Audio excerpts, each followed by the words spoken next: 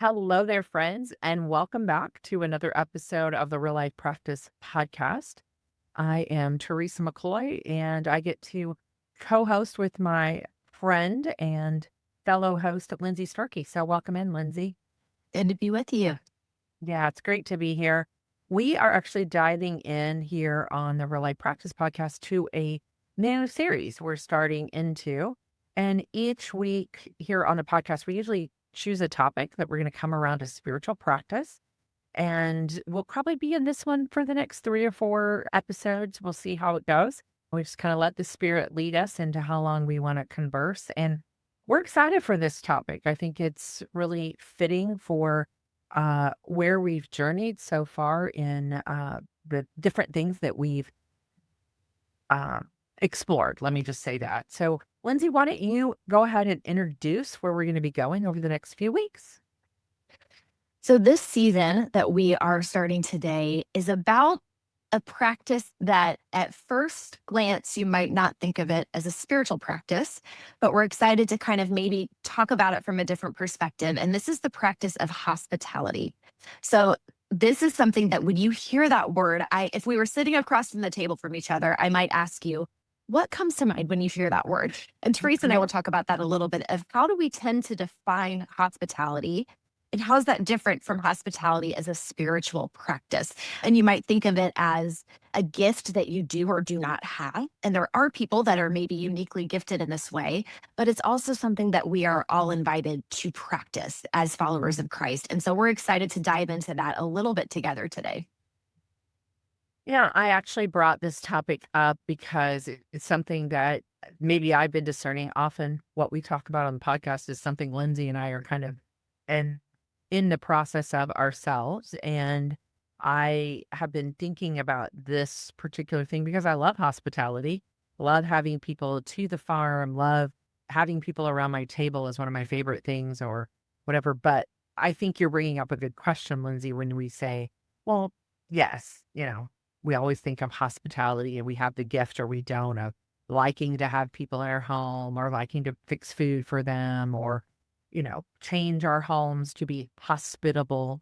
So we often put it in that context, but I think there's more that scripture tells us. There's more that we could dive into to not shun the idea that, well, some are gifted in that and some aren't. So let's begin to explore that a little bit. What is kind of the essence of hospitality? There is a quote that I love that we found in the Spiritual Disciplines Handbook, which we reference quite often Yeah, me by too. Adele Calhoun. And it's a quote that she references that's from a woman named Karen Burton Means. And it says, the essence of hospitality is a heart open to God with room prepared for the guestness of the Holy Spirit that welcomes the presence of Christ. This is what we share with those to whom we open our doors. We give them Him. And so, maybe even a shorter way that they say that is offering the welcome of Jesus to any and all. And so, when we think about hospitality, I really think about how do we create a welcoming environment where people feel safe and seen. And it's not just about us, that they feel connected to us, but that they actually feel connected to Jesus in that environment. And I like the word you're using there of environment because we do have this idea of hospitality being in our home and around our table. And I think we're going to explore in this series that an environment can be lots of different places, but it's the idea that we're welcoming them to Jesus. And it's not about our ego of, don't they have a beautiful home? And, oh, look, they have fresh flowers on the table and they're a great cook, or, you know, they can grill up a great meat or whatever it is, whether male, female, all the things that we think about. But is hospitality an invitation for them to meet Jesus? And, there's some different ways that that happens. There's some things that we can look at as we can grow in this spiritual discipline, spiritual practice of hospitality. I think for me, something that's been really helpful is to consider what does it look like for me to practice hospitality based on my unique temperament, personality, design? Because I can easily go to a place of thinking, well, that's just not me. I'm not someone who loves to invite others, I have friends that have like huge groups of friends over and they love to like prepare the meal and get their house ready and do all that. I can do like a few people maybe, but not a huge group. So because of that, I can tend to count myself out. Or we go to those stereotypical things of someone who's really good at crafts and floral arrangements and cooking and all of those things. Honestly, sometimes we can attach it to a more feminine stereotype. And so then men, if you're a man listening to this podcast, you might count yourself out because you think of it in a Mhm. more feminine space. And so we really want to broaden that definition of hospitality and think about, we're not asking you to be someone else or to pretend to be gifted at something that you're not. What does it look like for who you are to be a welcoming, safe environment just by who you are around other Yes, your people? presence.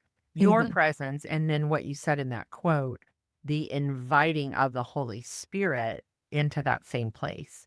So, you can be very simple with things you do.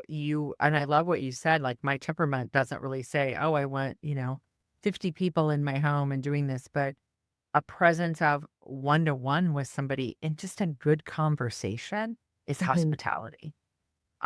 Many of you that listen to the podcast are helping professionals in some way. You're listening with others.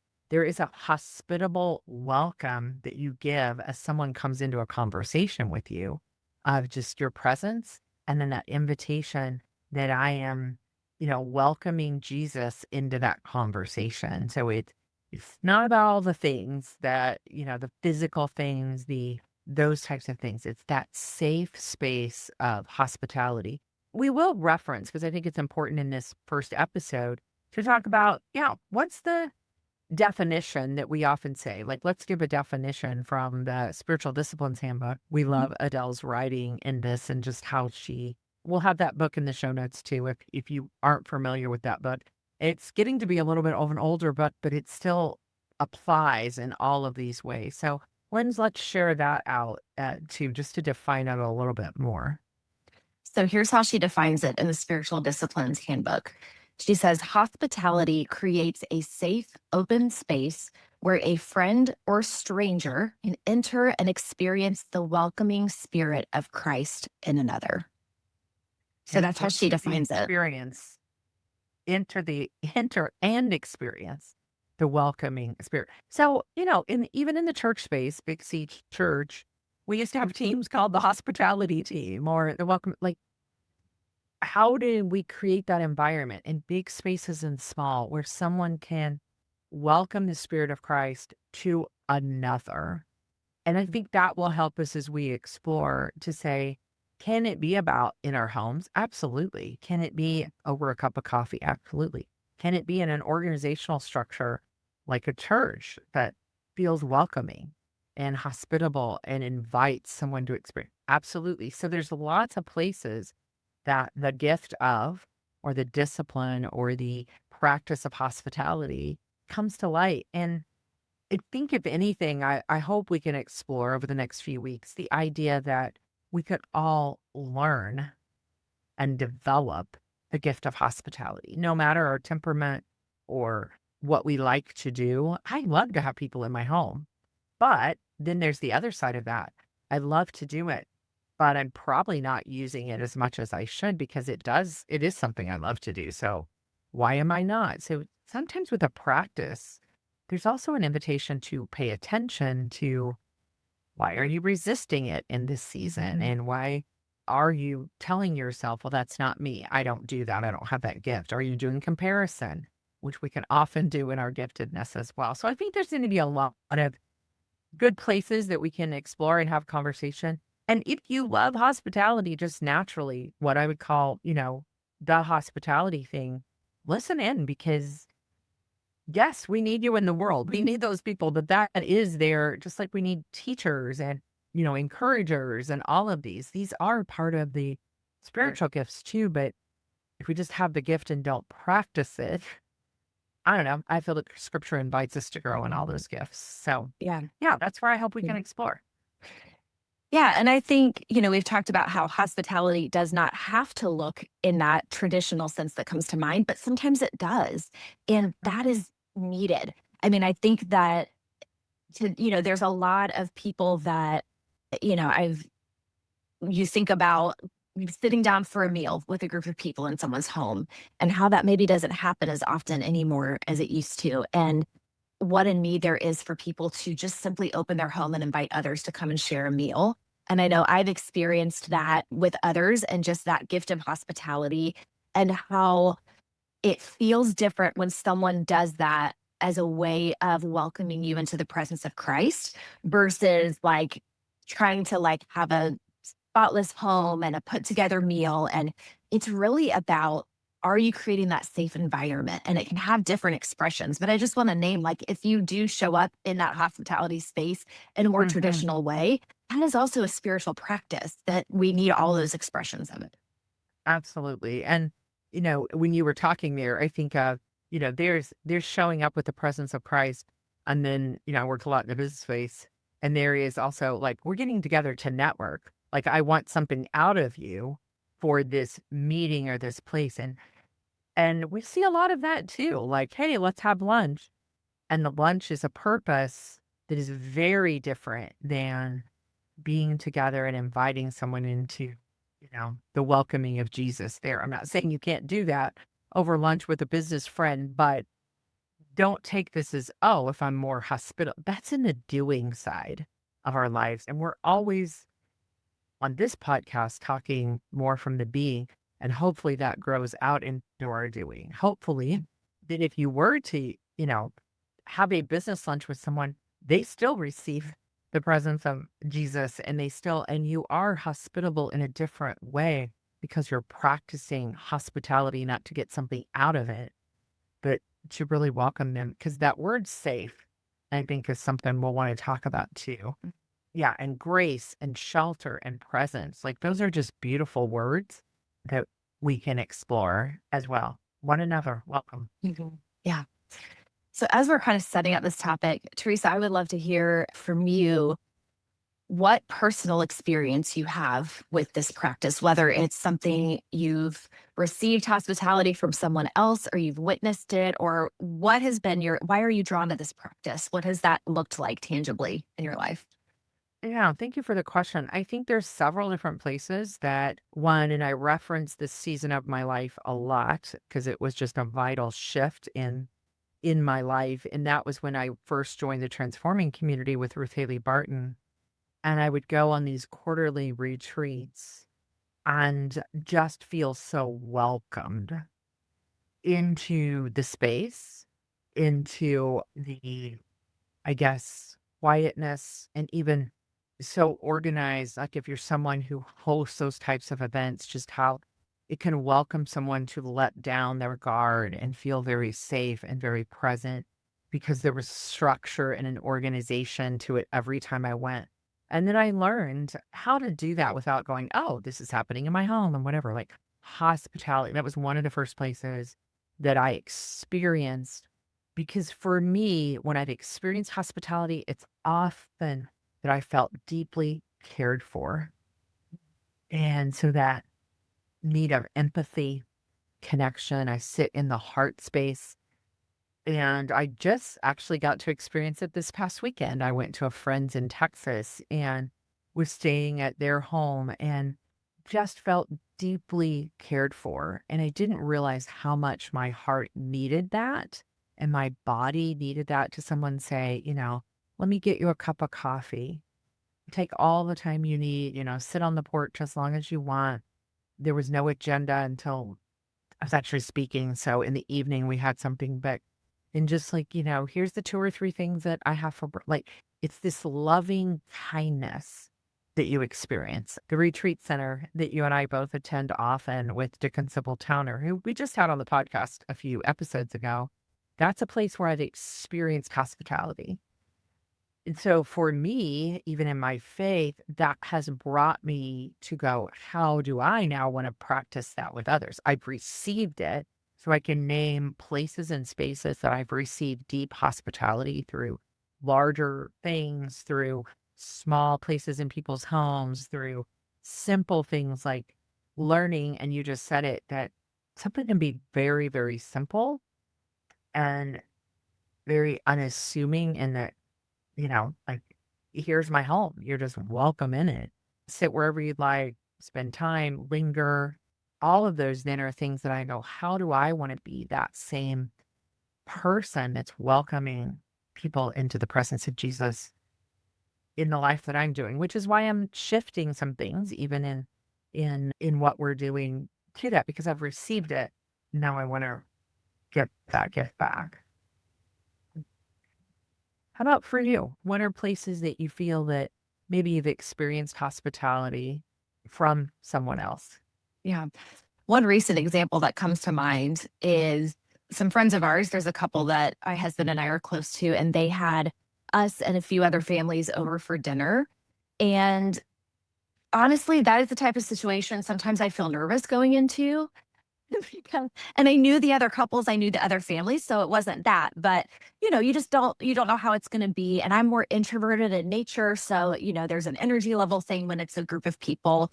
But these are close friends of ours that we know very well, that I feel very safe with them. They know the good, bad, and ugly of my life, of our life. And so when we went for dinner there, I just was reflecting back to her later how comfortable I felt in their home, how it just felt very easy to be there. It was so funny because she was not even able to be there when people started coming because of something. And so one of the other people was in her fridge and setting things up. And she said how much she loved that everybody just made themselves at home, that she didn't even have to be there for there to be a welcoming presence initially. We were talking about that later of how she wants that for her home. She wants people to feel like they can just be themselves. She wants their home to feel comfortable, but not overly showy. Just that people can come and their kids can run around and you don't have to worry that you're going to break something, but that it's just a very welcoming environment. And I think it's the environment combined with her and her husband being safe people that really made it feel hospitable, because it wasn't just about,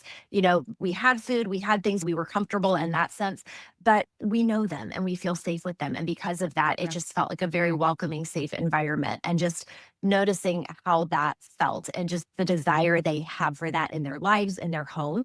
And it was cool to me to see that experience and see the other couples and their kids experience that same thing. Yeah, and I think that's such a great thing of, that control. I always say, can somebody in my home and feel like it's okay to open a cabinet and look for a glass? And is it okay to move a chair to form a circle? Like Mhm. I want my home to feel like, oh, I could pick up a chair and move it and have a circle. But another thing that I know, just because you and I are friends and we talk quite often, is you just experienced that same friend inviting you to do something, and sometimes that invitation that we can give one other person, I had a lot of that in my younger years. I was mentored in some different things that I did in some sales organizations and things. And I had this one mentor who would always say, come go with me, come go with me. And the conversation in the car, the watching them do, and it was a business thing, but it always felt so welcoming. And that's a word for me that I think goes with the idea of hospitality. Like being in her car felt hospitable. Like I'm in your personal space and you're inviting me to come along. The older I get, the more I'm always thinking, yeah, who do I want to bring with me? Who do I want to go? Like, and I know it's not always, but when your friend invited you to go experience something, it's those car conversations. That's hospitality. That's saying, I don't want to do this by myself. And I know this would probably be life giving for you as well. So even our friendships have a sense of, hopefully, a level of caring for one another, welcoming one another in a hospitable way. You mentioned several times deep friendship, deep friendship, deep friendship, and not taking that for granted. I think that this is what this feels like and looks like with other people. The phrase that comes to mind is feeling at home with Mm, someone. And I think part of that is inviting others into your everyday life, where whether that's in your home or in coming along with you when you're doing work, but you invite them to just experience it with you. You're not putting on a show Yep. or, performing or being someone you're not. You're just inviting them to be with you in your everyday life. And that feels very welcoming to someone that you feel comfortable enough for them to see you just as you are without any additional layers on there. It's just your everyday life. It's they're coming over and you're doing, you maybe have laundry out or you're putting the dishes away or you're cooking the meal or they're coming with you to the work, and it's your everyday life and you're Yep. helping them feel at home with you. Yeah.